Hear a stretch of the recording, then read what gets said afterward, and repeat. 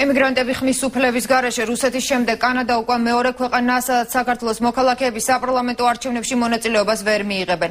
საარჩევნო უბნების არ გახსნის მიზეზად ქართველებს კანადაში ამომრჩევლების სიმცირე დაუსახელეს. მაშინ როდესაც არაოფიციალური ინფორმაციით კანადაში საქართველოს რამდენიმე ათასი მოქალაქე იმყოფება. კანონით უბანი 20 ამომრჩევლის შემთხვევაშიც კი უნდა გაიხსნას. მთელი დღის განმავლობაში მეცხრე არს CSKO საგარეო საქმეთა სამინისტროსთან, სამინისტრო კი ისევ ცენტრალურ საარჩევნო კომისიასთან ამის ამართებს, რაც იმას ნიშნავს, რომ ორივე უწყება ქართული ემიგრაციისთვის არჩევანის უფლების წარდგმაზე პასუხისმგებლობას იხსნის.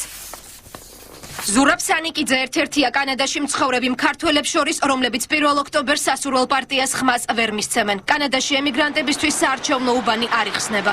საქართველოს მოქალაქეებმა მიზეზის გარკვევა საელჩოში სცადეს. პასუხად კი უთხრეს, რომ ქართველების სიმცირის გამო უბნის გახსნას აზრი არ აქვს. პასუხი ეგეთი იყო, რომ საერთოდ კანადაში ხართ 300 ან 400 ქართველი და რომ ჩვენი სიმცირის გამო აზრი არ აქვს აქ გაიხსნას საარჩევნო უბანი. ჩავაგითხრე, დარწმუნებული ხართ, რომ 300-400 ვართ, იმიტომ რომ მე პირადად მეტ ხალხს ვიცნობ. და ვიცი, რომ ქართველები 10,000-ზე მეტიც იქნებიან განსაკუთრებით ტორონტოში. ამას მოყვა პასუხი, რომ ჩვენთან ოფიციალურად მხოლოდ 300 ადამიანი არის რეგისტრირებული. ამიტომაც საარჩევნო უბანი არ გაიხსნება. კანადაში უკვე დაიწყო საპროტესტო ტალღა. დაგვიბრუნეთ ხმის უფლება. ამ მოთხოვნით დღეს ტორონტოში საქართველოს მოქალაქეები შეიკრიბნენ. კიდევ ერთხელ დაამტკიცა საქართველოს ხელისუფლება ჩვენი ემიგრანტების მასში.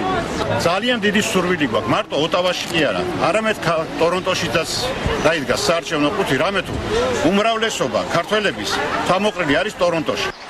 კანადაში საქართველოს სათვისტომოს ხელმძღვანელი საელჩოდან ახსნა განმარტებებს ითხოვს. უბნის გახსნის მოთხოვნით კვირას ქართველი ემიგრანტები კიდევ ერთ სპეციალურ შეკრებას გეგმავენ.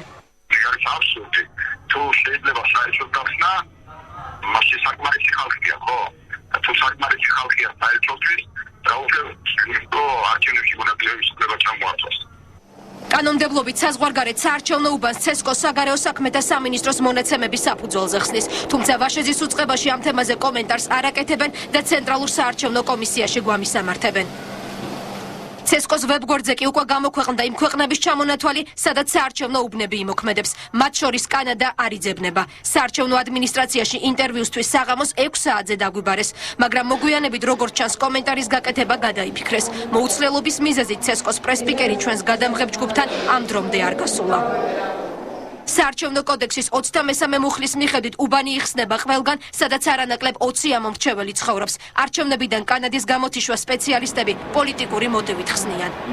ეს ყველაფერი კეთდება იმისთვის, რომ რაც შეიძლება ნაკლებად კონდეთ პროცენტული მაჩვენებელი იმ ამომრჩევლებს, რომლებიც ოპოზიციურად არიან განწყობილები კენჭისყრის პროცედურებში მონაწილეობის. საგარეო უწყებაში ამბობენ, რომ კანადაში მცხოვრები ქართველების ზუსტი რაოდენობა CSKO-ს გადაუგზავნეს. საარჩევნო კომისია არც ამ მონაცემებს არ ახმაურებს. არაოფიციალურად კი კანადაში საქართველოს მოქალაქეების რაოდენობა რამდენიმე ათასს აჭარბებს.